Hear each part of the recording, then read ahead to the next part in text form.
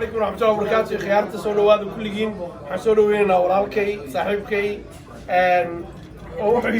وحب بسيبنا يا هذا سياسي وين الرجع داية صحافتي كذا لعي وعاون هذا كوروني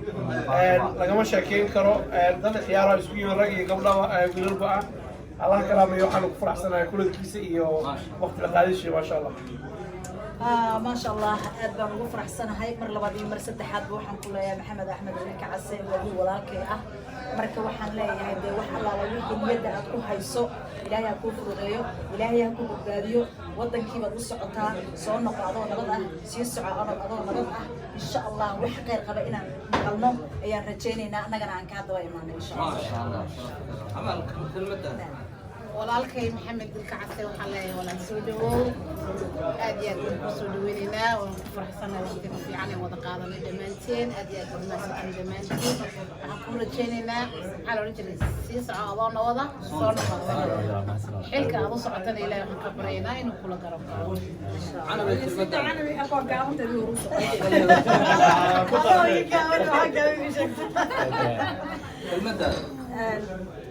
waxaan soo dhaweynay caawa isugu nimid dadkan axyaarta oo dhan weynaynta aan weynaynayno ama aan kusoo dhaweynay magaalada London walaalkeen Ilkacase oo kamid ah warbaahinta oo waqti dheer aan isla soo shaqeynay oo Kanada nooga yimid Ilkacase soo dhawow waqtigaas sidaas u dheerayna hore ayuu nooga yimid waa markii labaad Ilkacase waxaan kusoo dhaweynaynaa oo ku faraxsanahay oo caawa ugu nimid halkan inaan talooyin ku siino oo sii sagootino inuu wadankii u socdo oo dhanka siyaasadda wuxuu siibanayo maadaama warbaahinta dadka ku jira intooda badan siyaasadda xaggooda ay u bedeshaan xilligiisa ayaa la soo gaaray waxaan ku leenahay nasiib wacan inaguna waa imaan doonaa wadanka haddaad guulaysato wasiirka warfidda aan aqoontan oo jeeraya kelmadeeda waxaan leeyahay dee anagu walaalka Ilkacase dadku waan iska xignaa reerkiina aan isla ahayn waxaan ahayn dee dadkii markii la yidhi saan u soo orday ayaad ka dareemi kartaa orod marka walaalka waxaan ku leeyahay soo dhawow waan ku faraxsanahay caawinaynu saragno waxaad tahay musharaxaan dirsanay dee meesha adaan loo tegay ma garatay meesha haddaad tegtid yaa sidii kuwii hore lagu waayey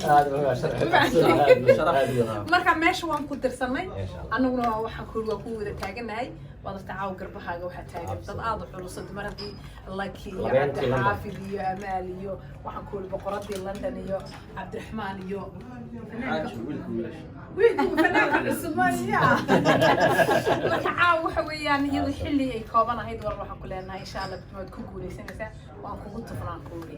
meesha looga sii horay hadhow yaa lagu waayay taageersanahay Ilkacase walaalkay aan soo kornay ciyaar xaafis la ahayn maqbuulaan ku leenahay annagu London baan deganahay qofkan dhabarka si taabana waa bilaa hadal xaaga Ismaaciil waxaan leenahay Ilkacase waa soo dirnay waa soo taabshay odayga wixiisu waa maqbuula ما شاء الله ما شاء الله ما شاء الله ما شاء الله هل من كلمة واحد علينا حروا عبد الرحمن ما هذا thank you very much أنا مرة بتورطان هيا waxaan jeclahay dhamaantiin horta inaan aad iyo aad idinku mahad celiyo xaqiiqdii qof aad caawo iyo nasiib la banahay in labeentii London ay caawa isugu kay timid oo muddo kooban short notice ama ogeysiis aad u kooban iyadoo lagu wargeliyay inay xilligaas soo gaaraan iyadoo waliba ahayd maalin shaqo inaad haddana aad ka soo jawaabteen walaal aad baad mahadsantihiin walaalkay Cabdiraxmaan Cumar Cabdi Cabdiraxmaan Soomaali oo aan isla soo shaqeynay 15 sano ka badan aan wada shaqeynaynay ayaan u mahad celinayaa oo abaabulkan iyo agaasinkan quruxda badan muddo kooban oo degdeg ah ku sameeyay Cabdiraxmaan Cumar Cabdi Cabdiraxmaan Soomaali markii hore London imina sidan oo kaleeto ayuu iga shiday khiyaarta ku soo jawaabay dhamaantiin Cabdi Xaafid oo waxa la yiraahdo madaxweynaha mustaqbalka Eglan Saalax Canab Lucky Xaaji Wacays the one and only Lucky waxa la yiraahdo zaman baciid ETN xaajiga dhamaantiin abaayo iyo amaal Cabdiraxmaan sidoo kale waxaan rabaa inaan uga mahad celiyo akhyaarta muddada kooban ee uu ku martaqaada dana ka soo jawaabay dhamaantiin waa mahadsantihiin aad oo nasiib badan hay xaqiiqdii inaad intana qof ay caawa isugu kay timid waa mahadsantihiin dhammaan assalaamu calaykum thank you very much maxamed waxaan leenahay walaalkay soo noqdo labada insha Allah mar kale mar labaad iyo mar saddexaad baan inaan isku aragnaa rajaynaynaa dadku jacayl ay ku jecel yihiin iyo indhergaradnimo iyo aqoon aad isu leedihiin bay ku yimaadeen martiqaadkayga kuma imaan waxaan leeyahay dhammaantiin aad baad u mahadsantihiin intii kulanka quruxda badan kasoo qayb gashay إن شاء الله أظن نقضينا موت كنا رجينا ولي بحل هاي إن شاء الله الكعسة محمد أحمد الكعسة ما شاء الله لك حاجة وعيس بالرأس والعين من اللي يجري ما شاء الله ما حاجة قلبي ولا شيء لك حاجة وعيس يا بابو سلام يا لك حاجة وعيس تدكو وقف شوكر هذا وقف يعني فلي هل حفظ بيكون يقنن فنانين بكرة يكون يقنن لكن وموعدة تدكي وعدة ووعي قلية وبراروجية ودير قلية وسياسية ووحوة فمركا لك حاجة وعيس وكلا إني برشلونة الصومالية كنت أدب ونصيب هذا هاي لك بايك على سعد بان وأمانة شغلة قرية بدل هايسو يعني هايسو يوتيوب كا يو سوشيال ميديا وعي قلينتا يو ندا يو شيء قدرت أقوده وحنا سيدنا الصومالية عن وشيءنا إن لك وكلا لك فائدة يستو قف دتك وعي قليسة عدي هذا القوات تحية تراب labadaba way ku hadashaa markii ay tix u badan u rabaana way u heestaa markay tiraab ay u baahan yihiin afka ugu sheegtaa marka tixi tiraab labadaba dadku way kula hadashaa marka laakiin anaga 15 sano ka hor baan wada shaqeynay ETN TV baan sanado badan ka soo wada shaqeynay waxay noo ahayd hormuud bay noo ahayd xilligaas ay hormuud ahayd xilligaas ay baraaruji ahayd waxay noo ahayd inspire when inspire green jirto yani wacyi noo ahayd dhiirigelin noo ahayd maalin walba iyo subax walba maxaa qorshaha maxaa tala ah horumarka adduunka iyo sida loo horumariyo nagala hadli jirtay anagoo Soomaaliya joogno boosaas dadka hadda ay baranay hadda inaan bilaabo oo u maray maxad leeyahay yani 2006 2005 2004 bay unushana la dhici jirtay meesha ka kacana dhici jirtay laakiin marka inay 2021 ay wali fariintii noocaas ahayd wado dad badan baa nabi maxamed sallallahu alayhi wasallam markuu dadka diinta ugu yeeray dad badan baa ka dhigay adeeg dad baa yiri uu waayahay dad baa yani wax walba ku sameeyay marka dadka waa la wacdiyaa khayrka waa loo sheegaa dadku khayrka ma wada qaadanayaan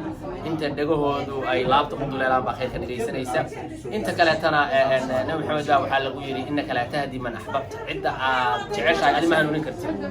marka hanuunku xagga ilaahay laakiin aad wacyi gelintaada inaad ka wadid in aan waxa maqaad kaaga ahay 20 sano ka badan hawlahan wadid wacyi gelinta ah iyo hadalka iyo dhabka hadalka laakiin waa dadka niyadda ka hadla waxay dareemayaan sheegaan waxba qarsanaan arrintaas oo aan 20 sano kudhawaad ku aqaan marka laakiin waa markii labaad maxamed oo yimaado dadka kale ma soo baxda laakiin maxamed si gaar ah yaa inta uu ka sheegay ka badan bay ka haystaa iyadana in la wareystay ku fiicnaa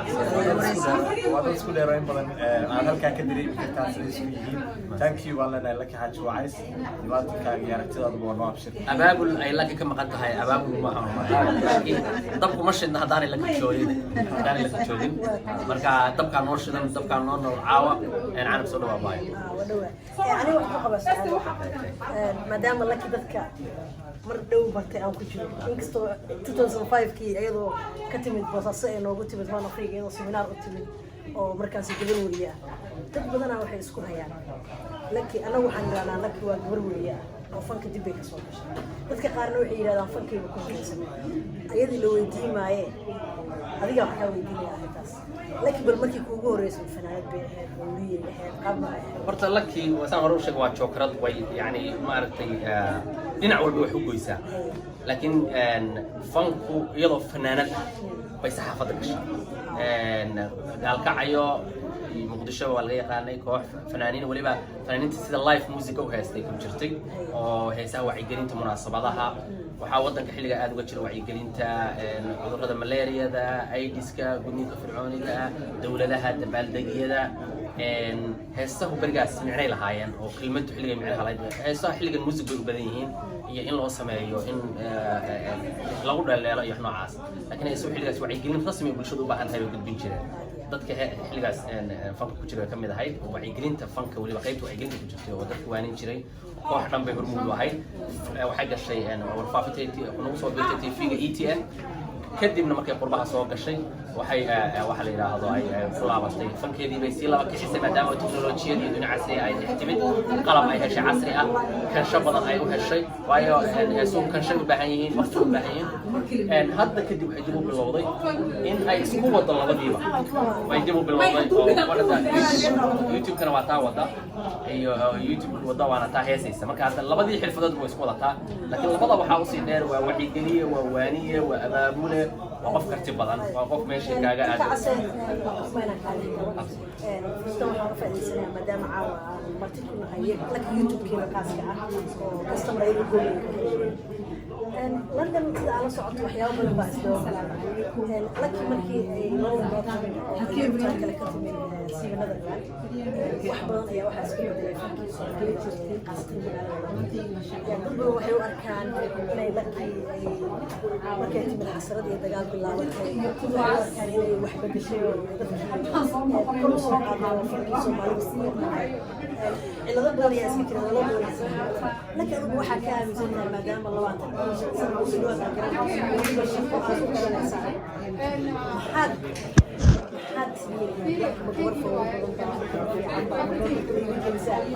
dadka customerkeeda waxaa rabaa caawa oo YouTube-keeda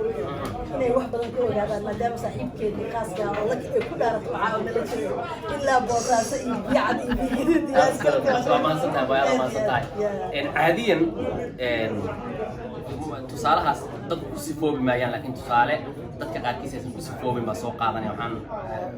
rajaynayaa inaan xumaan la iga fahmin qof alkulista ah oo meel fadhiya haddii aad u tagto laba choice baa kuu bannaan inaad lacag siiso inaad siiso lacag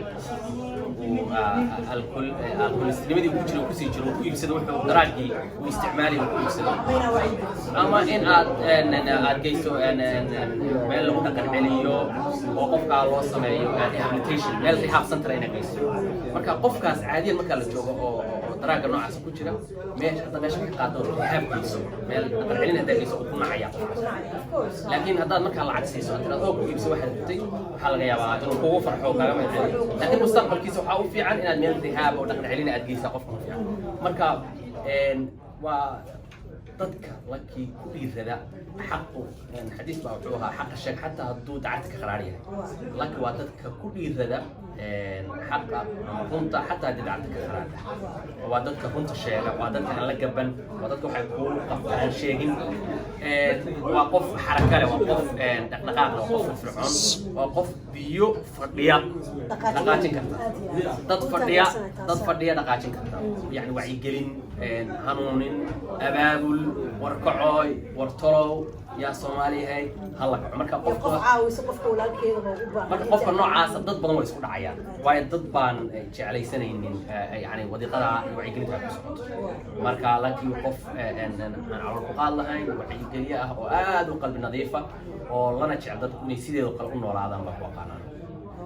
thank you mahadsantiin Canab Maxamed Yara iyo Maxamed Axmed Ilkacase waa markii ugu horeysay oo la YouTube-keeda aan ka soo muuqdo ama jeclaa barnaamijyo badan aan wada diyaarinaynay oo aan rabay inaan YouTube-keeda ka soo muuqdo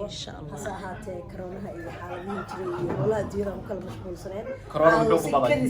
kadisa ayaan ku soo galay anoo jeclaystay inaan dhowr su'aal weydiiyo Ilkacase oo laki wax badan ka garanayaan